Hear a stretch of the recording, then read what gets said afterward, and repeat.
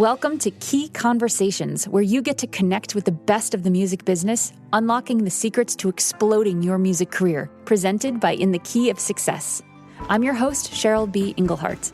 The conversations you're about to hear are between our special guest and participants of my MX4 course, the Marketing and Branding, Money-Making, Mentorship Mastermind for Musicians. They are singers, songwriters, composers, producers, and artists just like you, asking their burning questions of our experts while transforming their careers over 6 weeks. If you think this could be you, check out mx4course.com to schedule a free half-hour coaching call with me to see if we'd be a good fit. So, let's get started.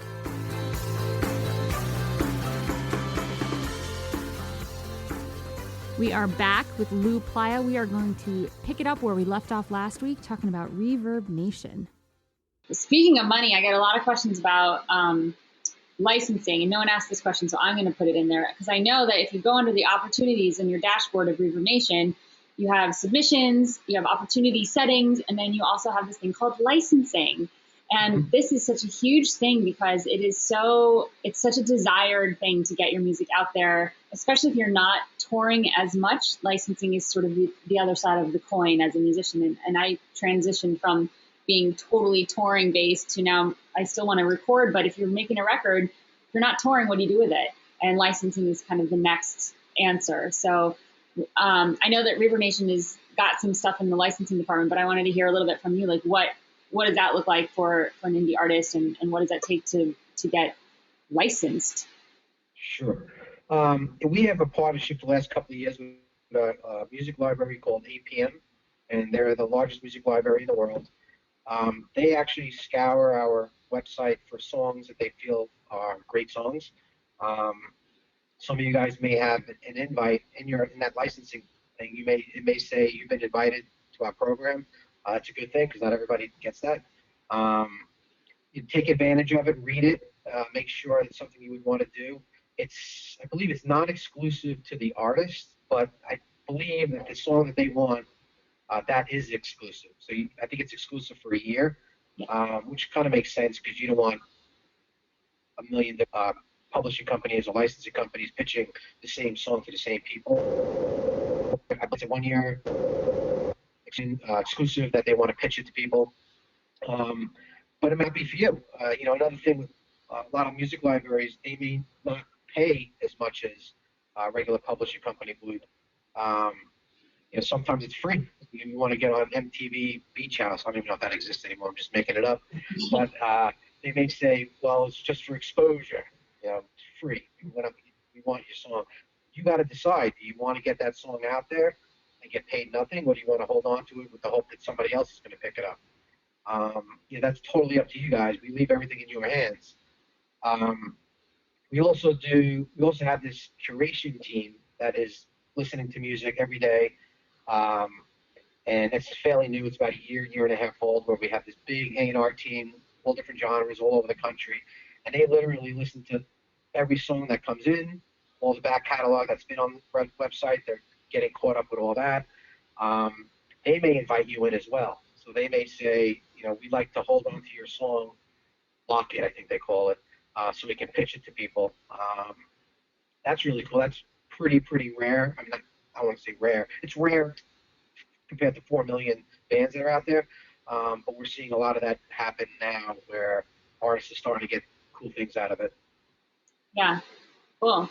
I mean, I definitely got in with the APM opportunity early on, and when my third record came out in 2011 or 12, and it was really great. And I think that there's definitely a difference between exposure and, I don't know, talking points or proof of the pudding. I mean, I knew that I hadn't had many placements. I had just a handful, and then I put some songs into this APM library, and I ended up getting about 30 placements with them over year and a half, including So You Think You Can Dance and Jane by Design, Community, some primetime cable stuff, some primetime network stuff. Because it's, like you said, because it's a library, libraries generally have these blanket deals with networks, so you're not getting paid quite as much as you would if a music supervisor sought out the song and they had their budget. So it's a different money thing. But what it did show me was, okay, I'm making music that is placeable. And now I have this I can say that and now go to a publisher or, a sync license agent or someone and say, okay, this works. And now I'm looking to step it up, which is actually exactly what I'm doing with my new record. So it was a great opportunity. And I think I'm just going to give in my personal, I don't talk about myself as an artist too much on this podcast, but my personal experience was that I actually called someone at 8 p.m. and was like, I want a guy. I want someone to tell me where my music's going, that I can write an email. And I was like, can I get a guy or a girl? But I got a guy and he was great. And, I emailed him and, when it was time for the agreement to end, it was easy to just sort of get in contact and say, hey, can you send me that list of I would do that with any one of these opportunities where you're dumping your music into something that seems needle in a haystack. Like, call someone up, call the company up. I did that with Pandora and finally got my music on Pandora. And I was like, hi, I'm in San Francisco. I see this is where your headquarters are. I'm one of your artists. Can I meet your guys? And I think it makes a difference. Not that they can do anything, but I think, that's something that an artist can do when you're submitting through stuff online, it seems very impersonal. So when you can bring in that personal thing, I think that helps, or it has helped me. So I totally agree. Yeah, I think if artists would be more proactive and do what you did, like call Pandora, call APM, as long as you have clear questions and know what you really want to ask, they're more than happy to answer it. They just don't like getting flooded with, people saying, can you get me in Rolling Stone magazine? Or, well, that's more of a publication thing, but can you, why didn't my song get on MTV? Or why didn't my song get on the Oprah show? Whatever it is. That's not a question to ask them. Questions are, how can I, better myself? What else do you need? Is there anything else I can help you with? Do you need just an instrumental that help you guys get my song placed more? Things like that works. Yeah. Don't beg for, their, basically don't tell them, why didn't you get my stuff on there? Yeah. Because they didn't like it.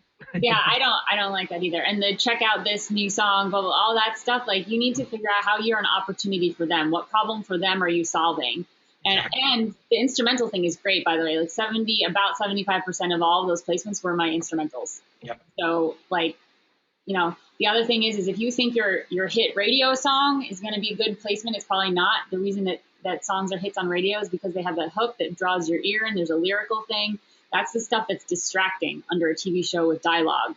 So in general, the song you think is the radio hit or that your PR people told you is the radio hit may not be the same song that's going to get you a bunch of licenses. Great point. Great point. Make sure that you're submitting different. It's not just one track you're blasting everywhere. It's got to have a vibe, a thing. And if you don't know, like that's another great question to ask. Like call up your guy wherever it is at whatever company and say, hey, I think I could use. People love to mentor. So if you're really clear, like you said, in your intention and not just begging and being desperate, then I think people are generally very interested in helping. Fans are great. They love to get involved with the stuff. Hey, we're trying to pick the radio single, and then we're trying to pick the really good for ABC Family TV show promos single.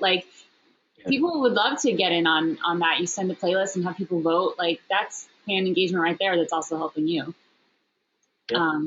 Yeah, cool. So last question, are there any tools that are kind of like hidden secrets? Anything that if you're a new Reverb Nation artist and you just set up stuff, where do you go for the, it can be overwhelming because there's so much stuff, the licensing and the shows and the opportunities and all the different widgets and all the different, ways to connect with social. What are the top 3 things that a new artist signing up to Reverb Nation or that's revamping their site, updating should really focus on? And are there any hidden gems anywhere? Yeah, we do have a lot of tools. I think we'll promote it, where you can get your music on other websites, and most artists I've talked to said it's been amazing. I've heard some say that it didn't work. They used Facebook online promotion, and it worked better for them. So that's why we usually give out a free test trial or very low budget. I don't know if it's $5 or $10 you can start with, but just advertising, whether it's your show or your new album or whatever it is, using Facebook ads or on other sites. That's been really amazing to a lot of artists. Promote that's it. Something you do have to pay for though. Promote it. Cool. But that does cost money. Free options. I mean, the widgets are great for your website. Facebook app seems like people forgot to use. People keep forgetting to get their music up on Facebook as well. We have that Facebook app that basically takes your entire Reverb Nation page and kind of puts it in one tab. It's really, really cool. Even though most people aren't on Facebook to discover music and listen to music, it's free, so you might as well get it up there. Other things, press kit's super important. Everyone's using the Reverb kit now. Like everyone, venues are, labels are. I mean, pretty much it's become so gigantic that that we keep have to revamping it because everyone's using what you cut out right when you said everyone's using. Sorry, the ReverbNation press kit, the RPK. Got it. Because it gives the people, the recipient, so much information about you. So much of this business is about data. They want to know how many fans you have in all your social media. They want to know your past shows, your upcoming shows, and that press kit says all that. As long as update. If you're not updating it, it makes it look like you don't even work. So you got to keep your profile page updated. I think that's it. Probably missing a few things, but. Yeah, so promote it if you do have the budget to put a little bit into the. You think the first place that you would take your $5 or $10 is to the promote it campaign.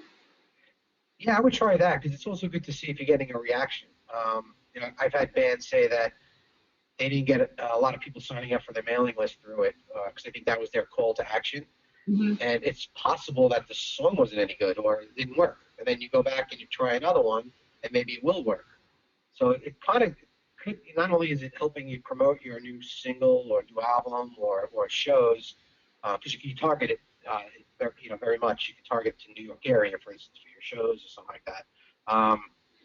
It also validates if what you're doing is correct as well. If nobody cares, then you may need some changes, whether it's your band or your songs or something. Mm. Not everything is going to work, but not everything is the fault of the product you use. And unfortunately, you have to realize that. Right.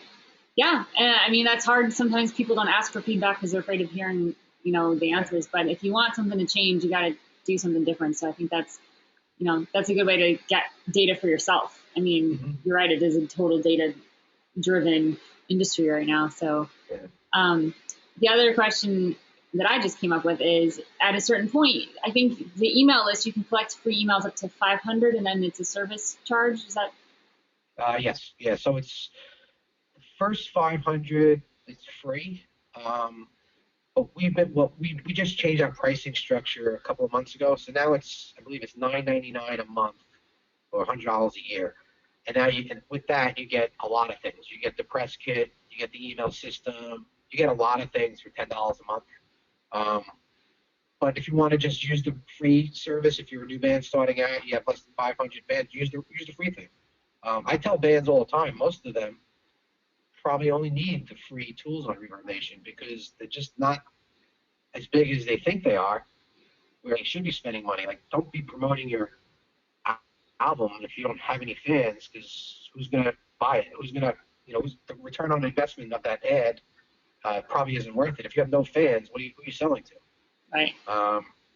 So go with the free stuff until you get to a certain level where you need to start advertising or using a press kit to go play at shows and things like that. So I for $100 a month, $100 a year, it's $9.99 a month. You get distribution. I don't remember exactly what you get. Just go on the site and check it out. But it's like $10 a month. You get all the basics. And you got 4 guys in your band, 4 girls in your band. You're talking a couple pennies a month to run a business because you are running a business. Absolutely, you totally are running a business.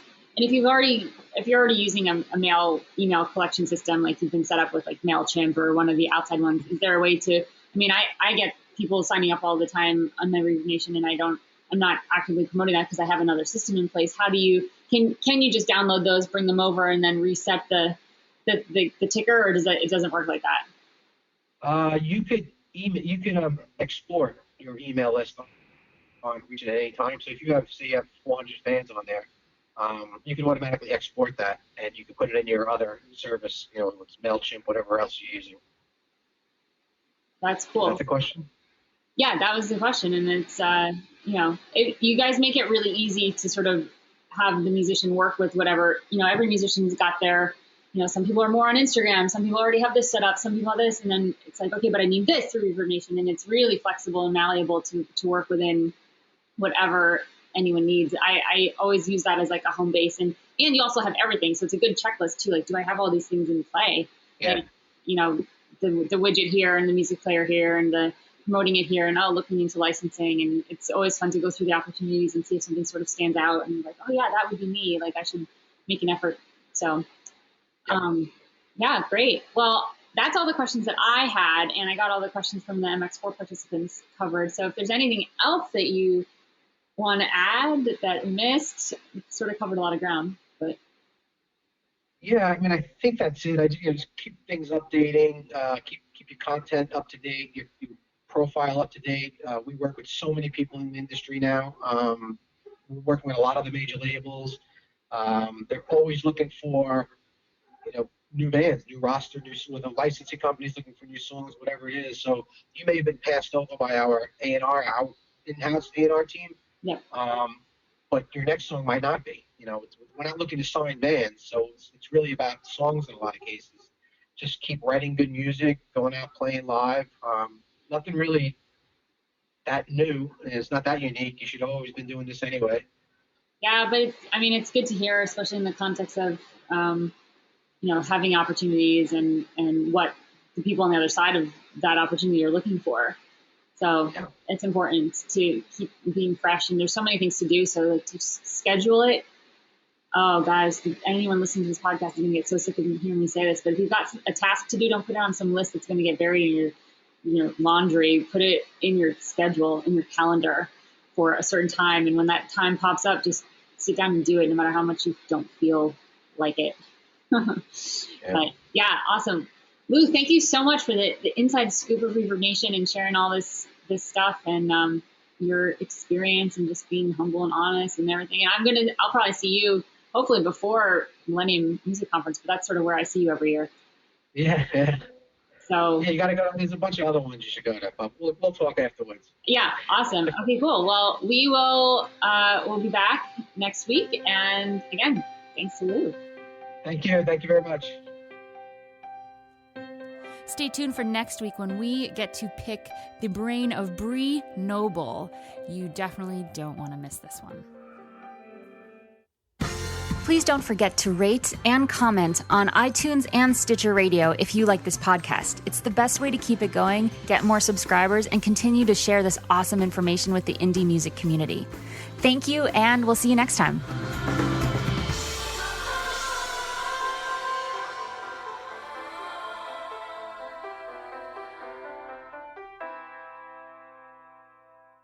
All of the music on this podcast has been created by yours truly. The theme song is called Inevitably, written with Cameron Ernst and produced by Joey Ock. You can find all the songs, plus more information on my music career at CherylBE.com. If you want to be one of the reasons I can keep this podcast and my blog Living on Gigging going, then head to patreon.com/CBEmusic. There, you can contribute $1, $2, $5 for the creation of each of these free musician resources. Together, we can keep them coming and inspire other creative people to do what they love and do it well. Again, that's patreon.com/CBEmusic. Key Conversations is sponsored in part by Bandzoogle. They make it easy to build a beautiful website for your music. Their step-by-step system gets you online in minutes, and you can choose from hundreds of mobile-friendly themes and customize them with their easy point-and-click editor. All the features you could possibly imagine for a professional website are built in. So, because you are a Key Conversations podcast listener, you get a special 3-month free trial just for you.